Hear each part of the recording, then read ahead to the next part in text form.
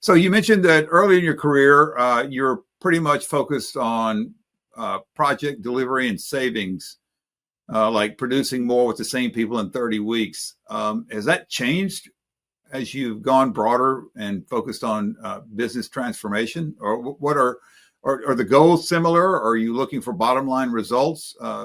What's changed, if anything? Yeah, we've changed in this organization into more than project based. We do a lot of Kaizens. We still have like results to deliver based on the Kaizen, but we do a lot of the cultural part. So we want to make sure people understand the concept. It's not just like, okay, let's do a Kaizen, get the savings, get the benefits, and that's it, let's go. It's more about, hey, you're learning how to actually improve by yourself. We're like teaching you how to improve. So it's not just that final return on investment. For me, it's more the cultural part. Well, and that helps, I think, with adoption, right? I mean, the point is you're trying to help people improve what they do, improve their skill set. So, people now they can kind of see what's in it from them, not just that, you're trying to improve the bottom line. Exactly. Yeah.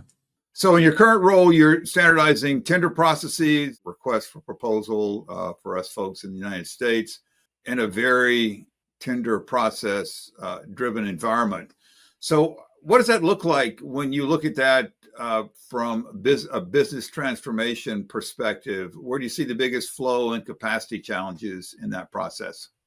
Well, we started, what is it already, 3 years ago, by country tender processes. Then we decided to do a global process. We see like similar.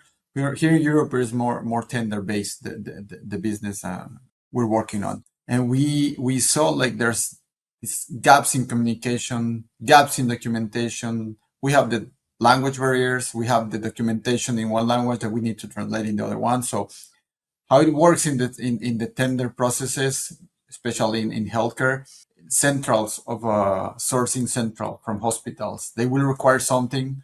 Then there's you as a company, you identify there's a tender in the market that you can participate. So starting from that process, like how do I identify the right market that I can participate in?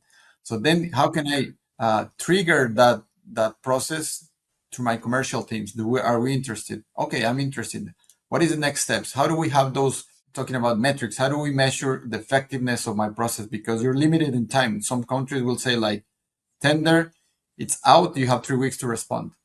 Then you start responding. So you start like working backwards.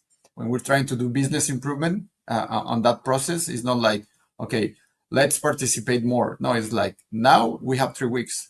Do we respond in 3 weeks or we try to respond faster? So in case there's any contingency or emergency, we have time to respond. So we start like really breaking into pieces those processes, how to put a commercial team with a marketing team, with an installation team, with a pricing team all together to work at the same rhythm. That was the actual challenge because everyone has different agendas.